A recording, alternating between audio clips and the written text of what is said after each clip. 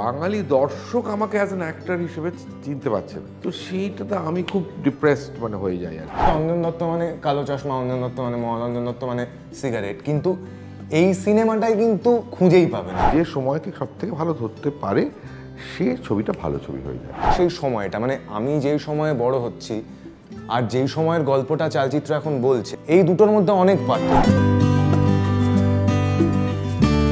নমস্কার, আমি সুজয় নীল। আপনারা আমাকে দেখছেন হইচইতে। আপনারা বিভিন্ন সময় দেখেছেন যে বিভিন্ন নামি দামি মানুষ, কাছের মানুষ আড্ডা দিয়েছে আমাদের সঙ্গে। আর আজকে সেই রকমই খুব কাছের একজন মানুষ, বহু বছর ধরে আমাদের প্রিয় একজন মানুষ আমাদের সঙ্গে রয়েছে, এবং অবশ্যই তার সঙ্গে আরও একজন রয়েছে। পরিচয় তো হবেই দুজনের সঙ্গে। তার আগে একটু দেখিয়ে দিই কে রয়েছে আমাদের সঙ্গে। অঞ্জন দা, থ্যাংক ইউ আসার জন্য। আর শাওন, থ্যাংক ইউ আসার জন্য। অঞ্জনদার কাছে প্রথমে আসি। অঞ্জনদা, একটা প্রশ্ন না আমার কাছে চিরদিন থেকে, যে ছোটোবেলা থেকে বড় হয়েছি তোমার গান শুনে, তোমার ছবি দেখে। ইনফ্যাক্ট বলতে গেলে তোমার গান শুনতে শুনতে কলেজে ঢুকেছি, তারপর কলেজ থেকে তোমার সিনেমা দেখতে দেখতে এই জায়গায় এসে পৌঁছেছি। তো একটা জিনিস প্রশ্ন আমার কাছে এসছে, গান তো তুমি করতে, হঠাৎ করে সিনেমার দিকে তোমাকে আসতে হলো, কোনোবার টানলো কেন সিনেমাটা তোমার? দেখো, এটার উল্টো। তুমি যখন তুমি বলছি, হ্যাঁ একদম, প্লিজ প্লিজ। তুমি যখন আমাকে দেখছো তখন আমার অনেকটাই পেরিয়ে গেছে, আমার তখন 40-40-এ পৌঁছে গেছি আমি। কিন্তু আমার জীবন তো শুরু হয়েছে 25 বছর।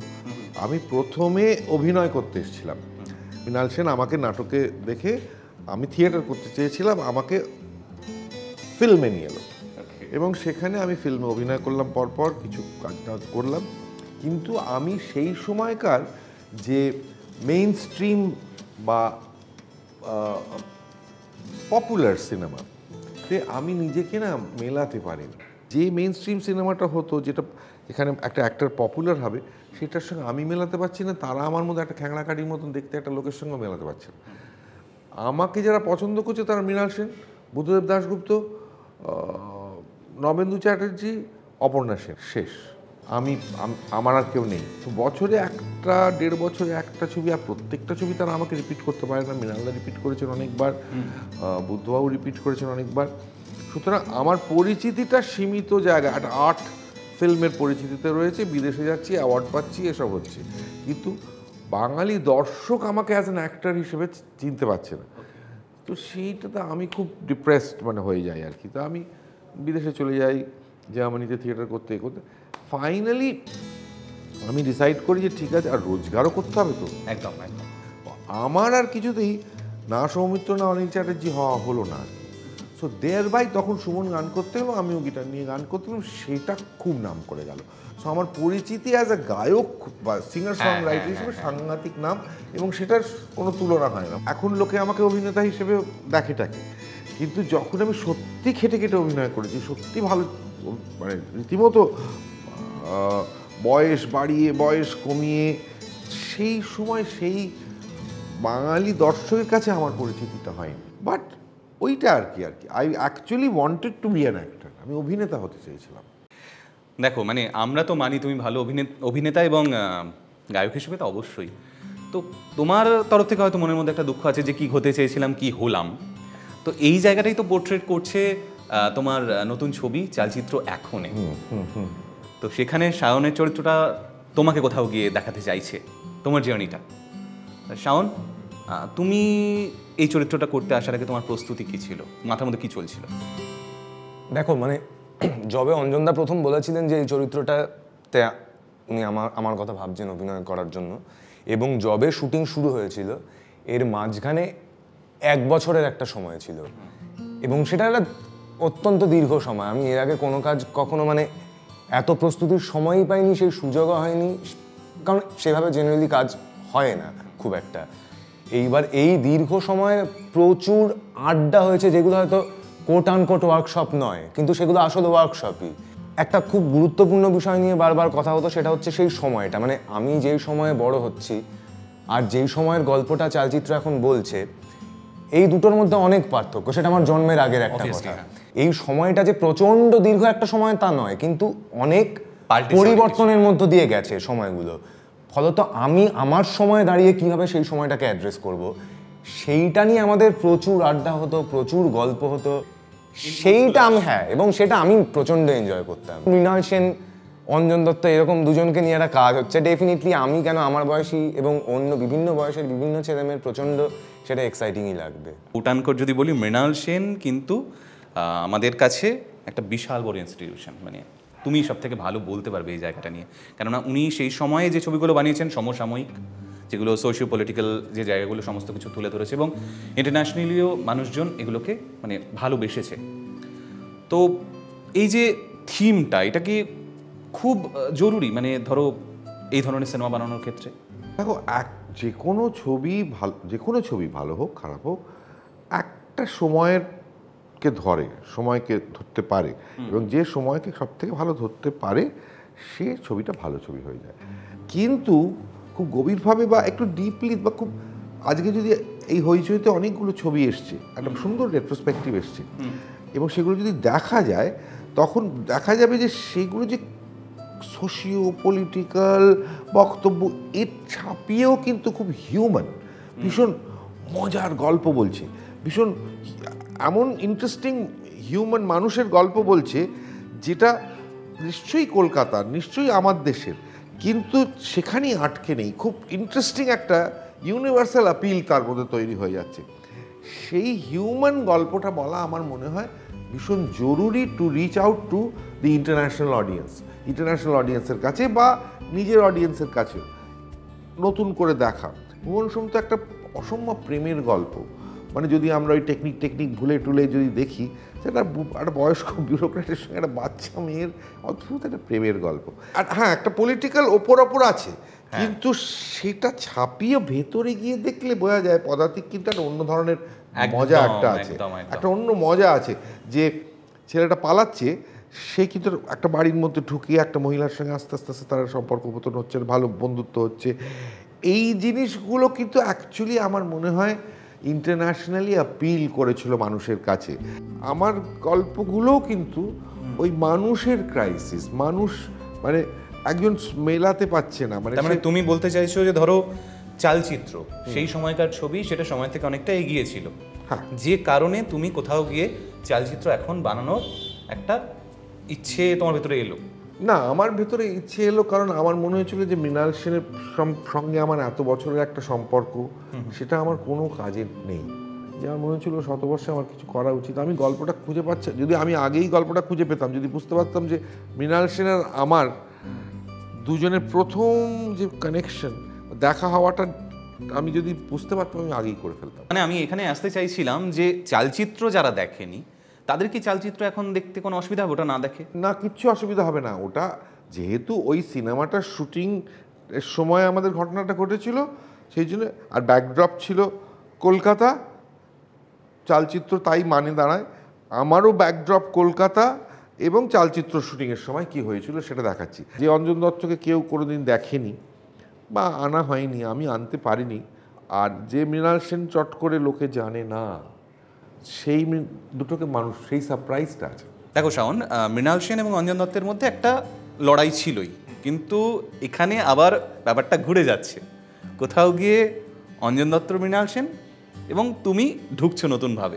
তো এই যে তিনটে ওরা কিরমভাবে জুড়লো, কোথাও অসুবিধা হচ্ছিল মানে বুঝতে, বা এই যে জার্নিটা? আগেও যেটা বলছিলাম যে অঞ্জনদা যখন প্রথম জানিয়েছিলেন এবং প্রথম যখন দেখা করতে গেছি, তার মাঝখানে আমি আবার চালচিত্র বেশ 2-3 বার দেখে নিয়েছিলাম, কারণ অবভিয়াসলি মানে কথা বলতে মানে এক্স্যাক্টলি। তার আগে অঞ্জনদার কাজগুলো দেখেছি যেগুলো মৃণাল সেনের সাথে, সেগুলো এমনিই দেখা, কিন্তু কথা বলতে যাওয়ার আগে ডেফিনেটলি আরেকবার দেখে নিলে নিজের সুবিধা, নিজের একটু কনফিডেন্সটা একটু বাড়ে। অঞ্জনদার একটা মানে একটা ওভারঅল ধারণা আছে, অঞ্জন দত্ত মানে কালো চশমা, অঞ্জন দত্ত মানে মদ, অঞ্জন দত্ত মানে সিগারেট, কিন্তু এই সিনেমাটায় কিন্তু মানে যদি সেই অঞ্জন দত্তকে কেউ খুঁজতে চায়, প্রায় কোথাও মানে খুঁজেই পাবে না। যে অঞ্জন দত্তকে এখানে দেখা যাচ্ছে, মানে রঞ্জন দত্তকে দেখা যাচ্ছে, অঞ্জন দত্তের রেফারেন্সকে দেখা যাচ্ছে, সেও কিন্তু এই মানে যাকে পরবর্তীকালে সবাই যেভাবে মোটের ওপর মানে একটা ওই ইমেজ নিয়ে দেখছে, সেটা অঞ্জন দত্ত শুরুতেও বলছিল যে আমি তো নিজেকে ভেঙে অন্য জায়গায় গেছি। সেই আগের অঞ্জন দত্ত যে অভিনয় করতে চাইছে, ভাল লাগছে না, অভিনয় করতে গিয়ে তার নানা রকমের স্ট্রাগল হচ্ছে, কিছুই পোষাচ্ছে না, কলকাতা শহরটাকেই পোষাচ্ছে না, সেইটা খুঁজতে গেলে একমাত্র আমি খুঁজে পাচ্ছিলাম একটা অদ্ভুত অ্যাংস্ট, যেই অ্যাংস্টটা আবার ওই এক্সিস্টেন্সিয়াল টেক্সটগুলোর প্রোটাগনিস্টেরও অ্যাংস্ট অনেকটা ওই ধরনেরই হয়। আমরা বুঝতেই পারছি একটা অদ্ভুত জার্নি, যেখানে মৃণাল সেনের আন্ডারে অঞ্জনদা কাজ করেছে, এখন অঞ্জনদার আন্ডারে অঞ্জনদা কাজ করছে, মানে বোঝাতে পারলাম না তাই তো? অঞ্জনদা মানে শাওন, যেখানে অঞ্জন দত্ত হয়ে কাজ করছে। তো এও এক অদ্ভুত জার্নি, এটাও কিন্তু আমাদের দেখার চালচিত্র এখনে, যে এই জার্নিটা কিভাবে দেখেছে। আমি ভীষণভাবে চেয়েছিলাম যে এমন একজন যে আমার পুরনো রাগ, অভিমান, দুঃখবোধ এইগুলো বার করতে পারবে, হ্যাঁ। এবং আমার মতো করে আর কি। যে মৃণাল সেন এসছে তার জীবনে বলে সে স্বর্গ পেয়েছে, না বলে সারাক্ষণ বলে যাচ্ছে যে মৃণাল সেনকে আমার ঠিকা দেবেন, তার উপর আমি বিশ্বাসী কুমার, সে সারা জীবন তার উপর থাকবো নাকি। এই যে একটা অ্যাংস্ট রিডেন, একটা 70-এর দশকের অ্যাংস্ট রিডেন, একটু অ্যাংলিসাইজড কিন্তু বাঙালি ছেলে, এইটা খুঁজে পাওয়া খুব মুশকিল এখনকার সময় দাঁড়িয়ে। একটু ও উদ্ধত পাকা টাইপের একটা কাউকে দরকার আমার। ওকে যখন পাওয়া গেল মনে হচ্ছে হ্যাঁ বুদ্ধিমান লাগছে, চেহারাটা বুদ্ধিমান, রোগা, আরেকটু রোগা হলে ভালো হয়। তারপর সাউন্ড গিটার টিটারও বাজায়, কিবোর্ড বাজায়, মিউজিক টিউজিক নিয়েও থিয়েটারও করেছে, এবং একরকমভাবে একটা স্ট্রাগল করছে, থিসিস করছে একটা, মানে অবভিয়াসলি থিসিস করছে মানে সে শিক্ষিত, সে পড়াশোনা করেছে, জানে টানে। আমি যে বইগুলো পড়েছিলাম সেগুলোকে পড়তে বলি, ওকে, যে এই বইগুলো তুমি পড়ো, এই সো আস্তে আস্তে ওইটা, তারপরে আমি ছেড়ে দিয়েছিলাম, তারপরে let him take over and do it. তোমার জার্নি, তোমার পার্সোনাল জার্নির কথা যদি বলি, ধরো এই ছবিটা তোমার জীবনে ছোট হলেও কি পরিবর্তন করলো? ধরো প্রথমেই আমার যেটা মাথায় আসছে এই মুহূর্তে, যে আমি যেভাবে অভিনয় করতে চাইতাম, যেভাবে মনে হতো যে এইভাবে কাজ করলে খুব মজা হয়, এইরকমভাবে যদি হতো, যেগুলো আশপাশে জেনারেলি হয় না, সেগুলো হঠাৎ দেখলাম একটা লোক নিজে থেকে ডেকে এনে ওই জিনিসগুলো আমাকে অফার করছে। ফলত সেটা লং টার্মে যা যা পরিবর্তন ঘটাতে পারে। এবং মানে অঞ্জনদা নিজে বারবার এই কথাটা বলতেন যে অনবরত লিমিটটা পুশ করা, যে লিমিটের বাইরে বেরিয়ে কিছু করা, সাফিসিয়েন্ট পরিশ্রম না করলে ওই লিমিটটাতে গিয়ে আটকে যাচ্ছে, তারপর পুশ, সেই মুহূর্তে মনে হচ্ছে কি হচ্ছে মানে, কিন্তু তারপর বোঝা যাচ্ছে যে সেটা বেটার হচ্ছে। একদম একদম। অঞ্জনদা, এই প্রসঙ্গেই বলি, সোশ্যাল মিডিয়া এখন একটা বিশাল বড় ভূমিকা পালন করে ছবির কথা বলার ক্ষেত্রে, ছবি নিয়ে। তো সেখানেই কিন্তু কিছু বড় মানুষ, যাদেরকে আমরা ভীষণভাবে সম্মান করি ফিল্মের দুনিয়াতে, বা আমাদের ভালোবাসার মানুষ, তার মধ্যে শর্মিলা টেগর রয়েছেন, সুধীর মিশ্রা রয়েছেন, অপর্ণা সেন ম্যাম রয়েছেন, তো তারা কথা বলছেন ছবিটা নিয়ে। তো এটা কতটা এফেক্ট করেছে মনে? দেখো, আমি যেরকম মহেশ ভাট বলেছেন, আরও অনেকেই, মৃণাল সেনের ছেলে, মানে শুধু যে আক্ষরিক অর্থে ডিরেক্টররা নয়, যারা মৃণাল সেন সম্পর্কে জানে তারাও ইম্পর্ট্যান্ট লোকও বলেছে। এটা না আমি আমি জানতাম যে যারা মৃণাল সেনকে ভালোবাসে এবং মৃণাল সেন সম্পর্কে জানে, তারা ছবিটা এগিয়ে এসে মানে ভালোবাসবে, এতটা আমি এক্সপেক্ট করি। এরা খুব কাছ থেকে দেখেছে বলছে, কিন্তু আমি তো দুটো হলে বসে দেখেছি, একটা কলকাতার নন্দনে সাধারণ মানুষও ছিল, আর একটা ঢাকা, সেখানে সাহেব রয়েছে, শর্মিলা ঠাকুর রয়েছে, জুরি মেম্বার, এবং সাধারণ দর্শকও রয়েছে যারা ফেস্টিভ্যালে। এবং সবাই ফেস্টিভ্যালে যারা যায় যে ভীষণ বোদ্ধা ছবি দেখবো তা তো নয়, ঢুকে পড়ে মজা চলো দেখি কিছু। সেখানে যে সাধারণ মানুষ হাততালি দিচ্ছে, রেসপন্ড করছে, করছে, হাসছে, সেটাও খুব ইম্পর্ট্যান্ট। মানে তফাৎ কিন্তু নেই, আমরাই তফাৎটা তৈরি করি। একটা ইন্টারেস্টিং ছবি হলে তখন কোথাও গিয়ে সেটা ওই ব্রিজটাকে ক্রস করে। আমি তো এটা শুধুমাত্র ফেস্টিভ্যালের জন্য করিনি, কিন্তু আবার এটাও ঠিক, যে কারণে আমি এটা চাইছি যে স্ট্রিমিং হলে I can reach the right audience, যে অডিয়েন্সটা হয়তো হলে যায় না আর, বা যেতে পারছে না, সে আছে কানপুরে, সে কী করে আসবে। এই হইচইতে হয়েছে বলে একটা জিনিস হচ্ছে যে বড় যে ডায়াসপোরা বাঙালি কিন্তু একসঙ্গেই দেখতে পাচ্ছে, তাদের ওয়েট করে থাকতে হচ্ছে না যে কবে হল থেকে উঠে যাবে তারপরে এলো, এইটা খুব ইম্পর্টেন্ট। মানে সঙ্গেটা কিন্তু এটা চমকদার হলো ব্যাপারটা, যার বড় স্ক্রিনে এক্সপিরিয়েন্স করার সুযোগ রয়েছে তারা কলকাতায় যেগুলো সিলেক্টেড থিয়েটার্সে আসছে সেখানে চলে যেতেই পারেন। আর অবভিয়াসলি যে কোনো সময়, আমাদের তো সময় বেশিরভাগ ক্ষেত্রেই হয় রাত 12টার পর, তো বসেই পড়তে পারি আমরা টেলিভিশনের সামনে। শাওন, তোমার সঙ্গে তো প্রথম পরিচয় হলো এবং আড্ডা দিয়ে ভালো লাগলো। আর রঞ্জনদা সব সময় না না, আমি তোমায় দেখেছি আগে, কিন্তু মানে সামনাসামনি দেখা হলো, তোমার প্রোগ্রাম আমি দেখি, আমি সবই দেখি। থ্যাংক ইউ দাদা, তোমার সঙ্গে যে আলোচনা করে এতগুলো জিনিস জানলাম, এটা আমার খুব ভালো লাগলো এবং আমাদের মাধ্যমে আপনারা এতজন জানলেন। ফিল্মের জন্য যে অঞ্জনদার প্যাশনটা চোখে মুখে ফুটে উঠছিল, সেটা আশা করি আপনারাও ভালোবাসবেন। আগামী 10 তারিখ আসছে কিছু সিলেক্ট থিয়েটার্সে, আর অবভিয়াসলি হইচইতে দেখুন।